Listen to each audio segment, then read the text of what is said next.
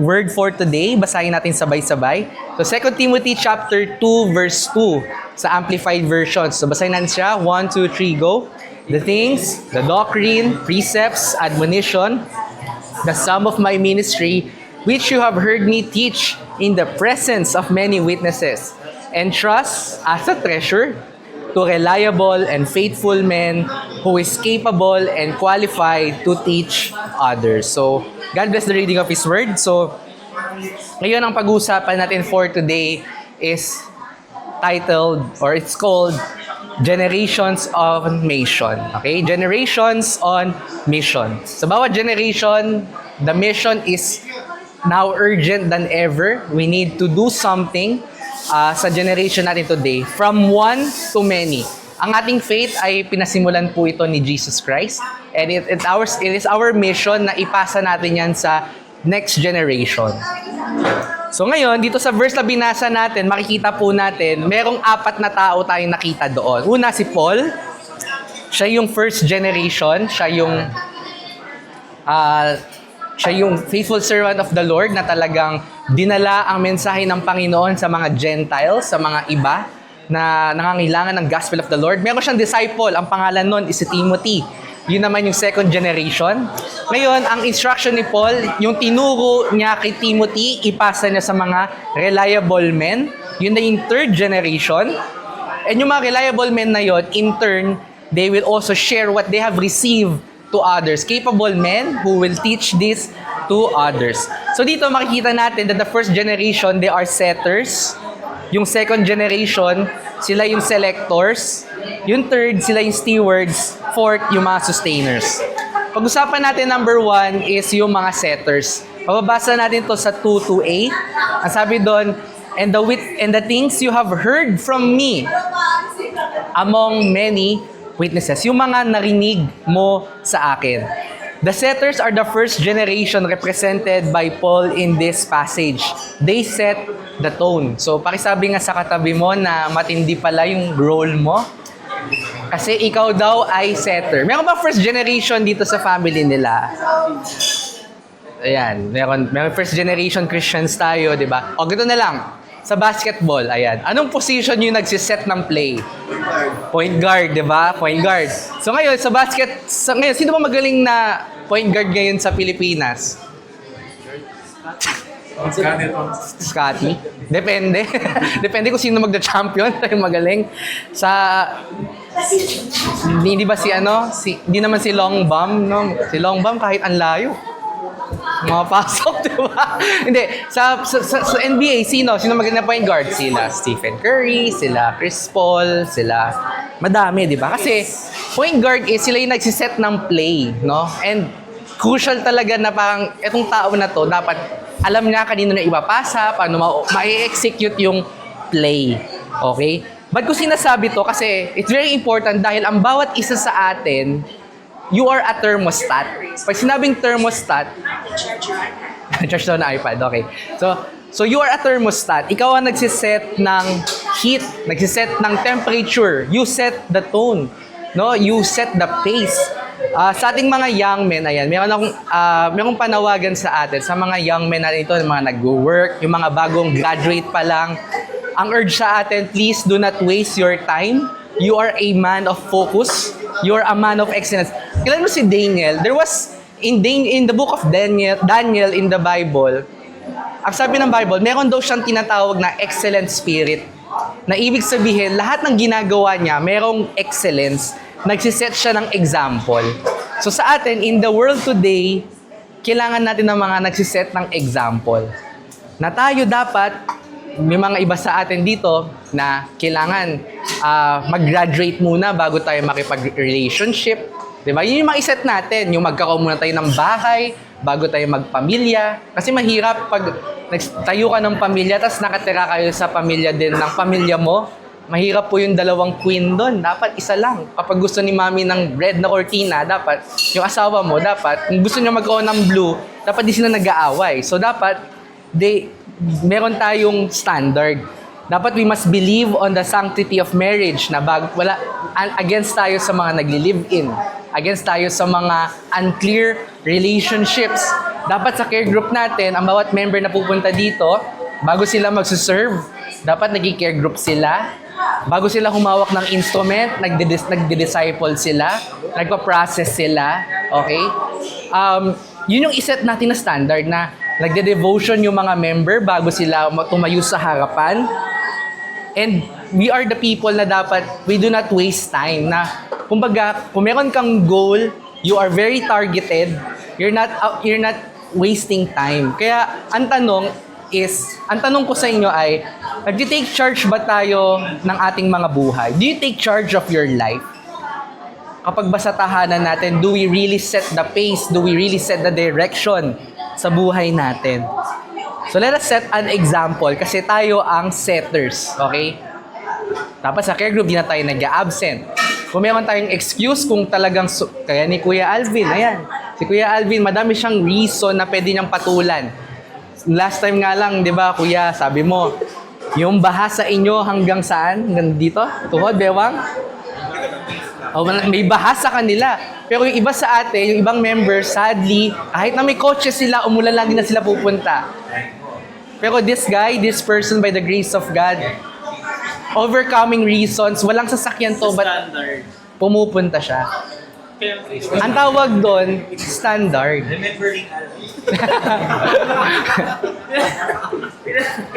Hindi, di ba? So, it's a good eye-opener sa atin na pag kunwari umuulan, isipin natin, ano ba yung example ni Kuya Alvin? What would Kuya Alvin do?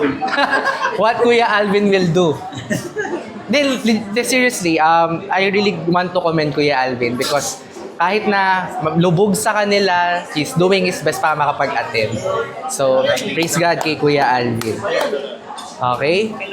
So, establish the foundation by teaching the sound doctrine, modeling a godly life, and setting a spiritual standard for others to follow. So, sana sa atin dito, let us set a standard. Amen? Let us be a generation na kung saan we set the godly standard. Sabi dito, but you, Timothy, you must certainly know that what I teach, how I live, makita mo, nag-set siya ng example, and what my purpose in life is, you know my faith, my patience, my love, and my endurance. Kung mapansin mo, isa lang tao ang mag-set ng standard, sumusunod yung iba. For example, si Vico Soto, di ba? So you can see, he's really into good governance. Praise God, may mga sumusunod sa mga yapak na. Nagkaroon na nga sila ng parang association ba yun for good governance? Sana magtuloy-tuloy yung ganong movement. Kasi, as you can see, nare-restore yung faith natin into the government. Kung mapansin nyo din, to prove my point na minsan, kapag mainit yung ulo mo sa bahay, mapapansin mo, mainit ang ulo ng mga asawa mo, di ba? Mainit ang ulo ng mga tao sa bahay. Di ba? In our case, sa school naman, alam niyo ba sa family namin, sa aming mga gipinsan, or sa generation namin, wala talaga nakakatapos ng college. Siguro, I would really say na parang pioneer kami ng nakapagtapos ng pag-aaral. But you know what? After namin magtapos ng pag-aaral, madami nang sumunod na mga nakatapos ng pag-aaral nila. Papansin niyo yun? Sa family namin, by the grace of God, no, graduate ako as magna cum laude sa amin. Pero praise God, after kong nag-graduate ng gano'n, yung pinsan kong sumunod, siya naman, naging suma naman siya. And when I was asking her, and she was saying na parang na-inspire kasi kami nung nangyari yung about sa inyo, where in fact ako, kailan ako nag-start na maging achiever, nung nakita ko yung kuya ko, yung kuya si Aaron, nakita ko siya nung grade 1 siya, ako, pa-preschool, sinabitan siya ng medal, ako wala. Nainggit ako sa kanya kasi sa stage siya, lahat ng attention nasa kanya. Dahil bunso, nakikipag-compete ka, no? Parang ako, sabi ko sa lola ko, sabi ko, dating ng araw, magiging ganyan din ako. And doon nag-start yung tuloy-tuloy kong pag-achieve just because someone decided to set the standard. So, but minsan, isa lang maging millionaire sa family mo, magugulat kayo, mga susunod, magiging millionaire sila. Isa lang magbago na buhay sa kanila, sunod-sunod na yun. Kunwari, tumalikod ka sa bisyo, makikita mo, yung mga sumunod sa'yo, yung mga next generation, tatalikod din sila. Ngayon, ang challenge ko sa atin is, baka sa pamilya natin, sa generation natin, hinihintay lang pala tayo to stop the generational curse. Hindi mo alam na ikaw pala yung magdadala sa tamang direksyon ng family natin. makikita nila na parang you are the example, you are the setter. Kung nagawa ni Kuya yan, nagawa niya yan, it's very doable. Hindi siya imposible. Kasi pinakita niya sa amin how eh. So that's the challenge, no? Kung meron kang kapatid, meron kang disciple, ipakita mo na it's possible na we could raise a generation that is fearing the Lord. Ang mahirap, ang mga tao ngayon nadadala sila sa maling direksyon. That's why it's very important na tayo, dapat meron tayong tamang doctrine. Doctrine is what we believe, teaching and sound faith. Dapat tama yung discipline natin on how we live, yung self-control, yung lifestyle, yung conduct natin. Ako natamaan ako dito kasi minsan yung pagkain ko, minsan walang disiplina eh. Sabi nga, parang, it occurred to me na parang kung hindi mo kayang disiplinahin yung sarili mo, paano ka nagde-disciple ng ibang tao? Kung ikaw nga mismo, hindi mo ina-apply. Kaya nga kailangan, bantayan natin yung buhay natin. Sabi nga ng Book of Timothy, watch yourself so that you could save yourself and your hearers. Third is in direction, kung saan tayo papunta, yung ating purpose, mission, and calling. Itaas natin yung standard natin. Itaas natin yung pangarap natin. Huwag mo pa pangarapin na makatapos lang. Pangarapin mo magkaroon ka ng laude, magkaroon ka ng magandang trabaho, na mag-glorify mo si Lord. Yun yung pangarapin natin. Don't settle for a mediocre life. Dahil you are created in the image of God, you are worth more than what you are doing right now. Amen? Amen. If you believe that God is a victorious God, He's an excellent God, no? Embody mo lang yon, embrace mo lang yung image na yun, you could set a direction in your life. Taasan natin yung mission natin, yung calling natin. Huwag mong hayaan na ikaw ay ma-remember ng tao na someone lang na, alam mo yun, living a mediocre life. Let's stand up for them. Setter, okay? Set the standard.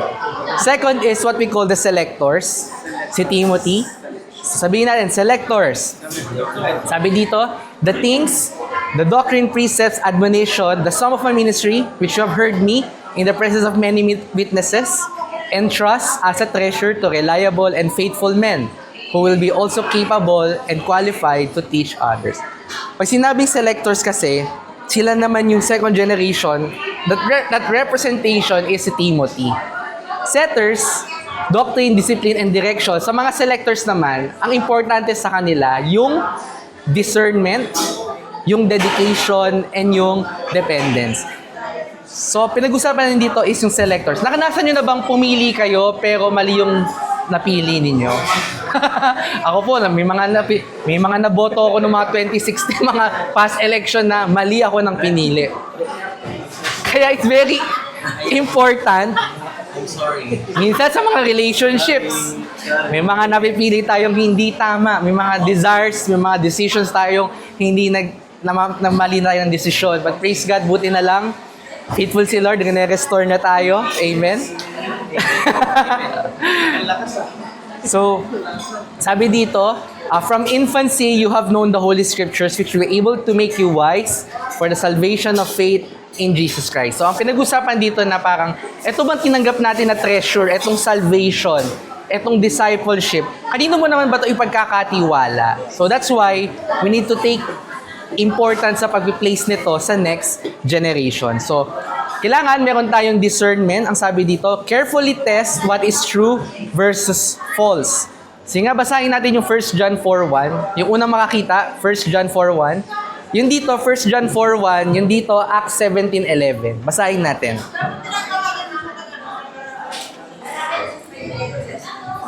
So, dito, 1 John 4:1. Dito, Acts 17:11.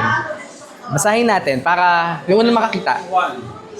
Mga minamahal, huwag kayong basta maniniwala sa mga taong nasasabi na ang pinangangaral nila ay mula sa banal na espiritu. Sa halip, alamin muna ninyo kung nagmula nga sa Diyos ang itinuturo nila. Amen. Marami ng buwad at sinungaling na propetang nagkalat. Sige, sa Acts 17:11. Acts 17:11. And the people of Berea were more open-minded than those in Thessalonica, and they listened eagerly to Paul's message. They searched the scriptures day after day to see if Paul and Silas were teaching the truth. Yun. So, kailangan nating talagang i-test kung yung bang naririnig natin ay tama ba? Naayon ba sa Bible? Minsan kasi maganda silang pakinggan pero hindi naman sila ayon sa salita ni Lord. Second is what we call the dedication. Kailangan maging dedicated tayo in steadfastly. And third, pinaka-importante, yung dependence. Pag sinabing dependence is yung us relying on the God's Word and Spirit, not their own strength. Bigyan ko ng illustration dito. Tinamaan din kasi ako dito. Dati, as a husband, as a father, akala ko ang role lang talaga ng pagiging husband is mag-provide. Bigyan mo silang pera. Sana naman pag nagpagod ako sa trabaho, sana naman maganda yung atmosphere. Sana naman pahinga ko na lang to. Kumbaga, meron na palang nakaakibat na pride. So madaming mga husbands today, minsan mga relationships today, the wives are frustrated kasi bakit ang role lang ng father is magbigay lang ng pera and that's it, they think they're already godly men. Pero you know what, when you say dependence, relying God's word and spirit, yung husband kasi, hindi lang naman sinabi na mag-provide ka ng pera, mag-provide ka ng sweldo. Ang sabi ng Bible, you should love your wife as you love your church. You should be a protector, a provider. Yung mga, yes, nagbibigay ka nga ng pera sa pamilya mo, but your kids are starving for attention. Kapag may free time ka, gusto mo alone time, pero you don't see na parang may mga ibang aspect that you need to provide. Kailangan mag-provide ng attention sa mga anak mo, mag-provide ng attention sa asawa mo. Yung nakikita nilang asawa mo na parang yung soul mo, it's very exhausted pag lagi ka na sa bahay. Kumbaga, minsan yung prayers natin, very hollow. But the Bible tells us na you as a father in the family, you are worth more than what you bring on the table. You should be a provider. You should be a priest. Diba? You should be a protector in the family. Tandaan natin na we're not in the gospel of grind. We are in the gospel of Jesus Christ, which calls us na tayo, magbigay tayo ng love, magbigay tayo ng direction, ng care. You set the pace. You provide a spiritual direction. So, madaming definition ngayon ng mga role na ginagawa natin today, but it's very important na tignan natin ano ba yung sinasabi ng Bible. And one way that we could do that is we discern it by reading the Word, dedicating yourselves, and dependence on His Word. Okay? We could do a lot more when we depend on Jesus. Third is yung stewards naman. Yung third stewards naman, ito naman yung third generation. Yung verse dyan is yung to reliable and faithful men who are capable and qualified to teach others. Pag sinabi steward, ito naman yung third generation. Kanina, first generation yung setters. Second is selectors. Third is yung stewards. Okay. Stewards are the people entrusted with truth who must handle it carefully. They were chosen by the selectors and their lives are marked with reliability and faithfulness. Paano ba natin makikita ito? Yung stewards daw, kung yung setters, doctrine, discipline, and direction ang importante, ang selectors naman ay yung discernment, yung dedication, and yung dependence. Yung third is yung steward, yung devotion, dependability, and diligence. Isa-isahin natin to. Yung devotion, sabi dyan, they love God and committed to Him above all else. Their loyalty is first to the Master who gave the trust. Basahin nga natin yung Mark 12:30. Ayan, yung unang makakita. Pakibasa po natin. Sige po, yung una po makakita. Yan, Mark 12:30. You shall love the Lord your God with all your heart, with all your soul, with all your mind, and with all your strength. So, sabi dyan, with all your heart, with all your strength. Sa mga member ng agri-ministry dito sa church, tandaan natin, kapag nag-enter kayo ng church, whether it's a music ministry, multimedia, or radicals youth, tandaan natin, pag pumapasok tayo dyan, hindi tayo nagpapaalam sa ministry head, hindi tayo nagpapaalam sa pastor. That agreement of you serving is between you and God. Okay? Sa kanya ka mangangako eh. Kaya kapag napapagod ka, gusto mo nang tumalikod, huwag mo kakausapin kung saan ka nagpaalam. Kausapin mo si Lord. Kasi sa kanya ka nagsiserve eh. Hindi naman sa tao. So kailangan, maintindihan na rin na dapat ang loyalty natin ay dapat kay Lord. Kasi sa kanya mo ginagawa. Ngayon, darating ang araw. Umuulan. Mag-care group ka. No, isip mo, maintindihan naman ako ni Kuya CJ. Hindi sa akin. Si Lord ang dapat mong kausapin. Dahil sa kanya tayo nangangako. Nandito tayo because of God. Because of Jesus. Alright? Second, kailangan natin makita dito yung dependability ng mga stewards. They are trustworthy and reliable. The kind of person that you can count on and pass the truth without distortion. Yung 1 Corinthians 4:2 naman, pakibasa natin. Yung unang makakita. Sige, yung banda doon naman. Yung mga banda doon. First Corinthians 4. Yes.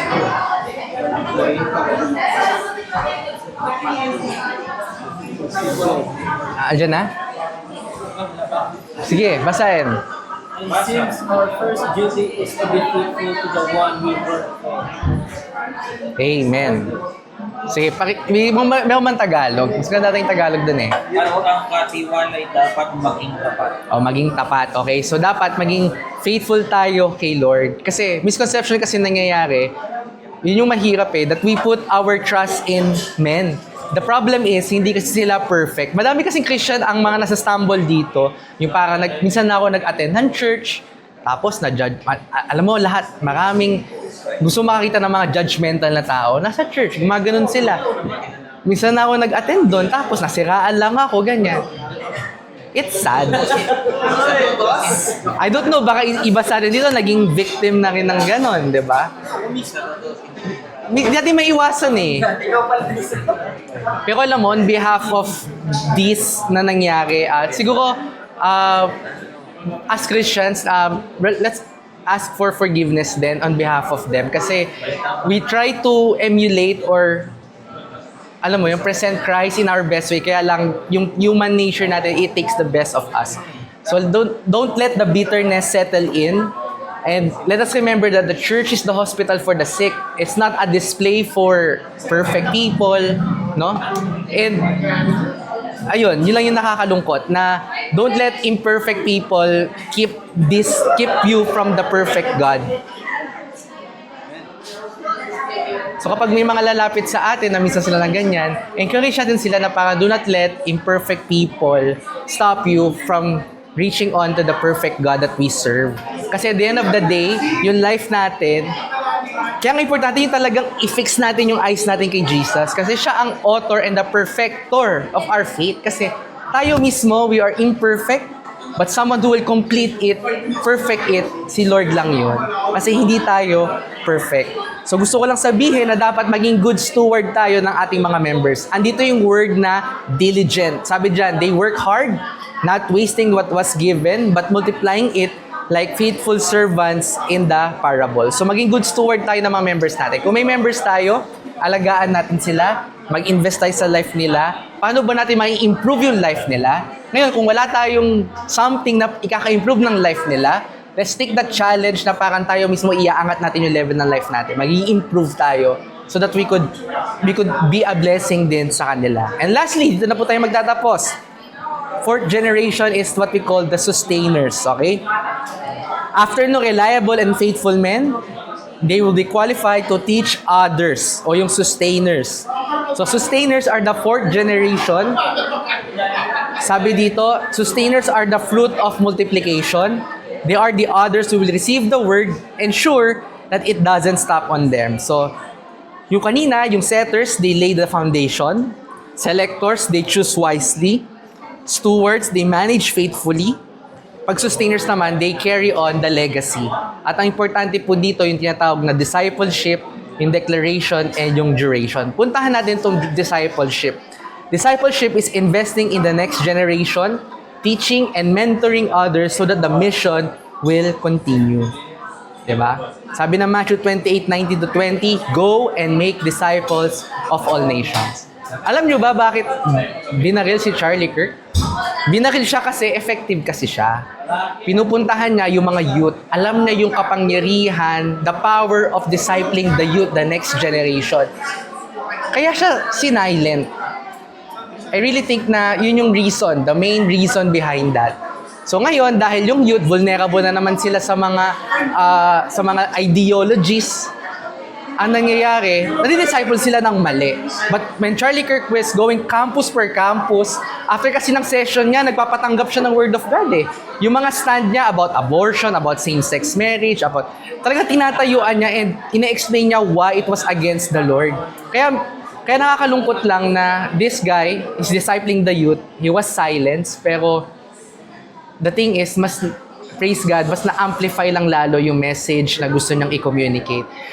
Natatandaan ko nun talaga, gaya ng usapan natin kanina, nung September 10, kagising ko, yun yung bubungat sa na headline. Hindi talaga ako nakapag-work doon. Sobrang affected ko. Tapos na-realize ko na parang, ganun pala talaga kapag part ka ng body of Christ, na parehas kayo ng pinaglalaban, parehas kayo ng faith. He was silenced just like that.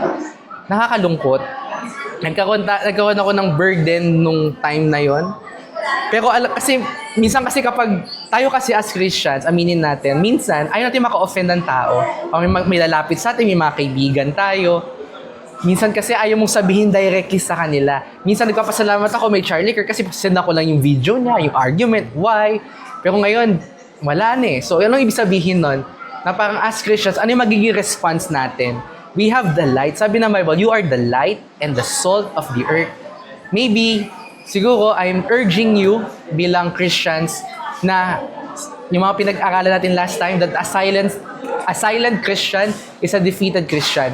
In your own way, let us start witnessing for the Lord. Sabi ng Bible, in the last days, isa-separate daw ni Lord yung mga goat at yung mga sheep. Nung binari si Charlie Cook, may mga nag-rejoice, may mga ibang masaya, yung iba naman talagang they are grieving, kasi they are fellow soldier in Christ eh. Ngayon, nagkakaroon ngayon ng identification. Sino ba talaga yung para kay Lord? Sino ba yung mga mag-witness talaga? Ngayon, yung nangyari sa kanya, kung ano yung magiging response natin, siguro, dun natin makikita gaano ba tayo kalalim sa Christian faith natin. So, I urge you na in your own way, kung may kapatid ka, may pamilya ka pang hindi saved, please send the message of the gospel onto them kasi malapit na talagang dumating si Lord. Amen. So, let us start witnessing. Gamitin natin yung mga platform natin. Kasi kung makikita nyo, lahat ng negative, sa online lahat. Pero yung mga taong tumitindig in the righteousness, konti lang. Papansin nyo? Konti lang. Kaya, nahihiya eh.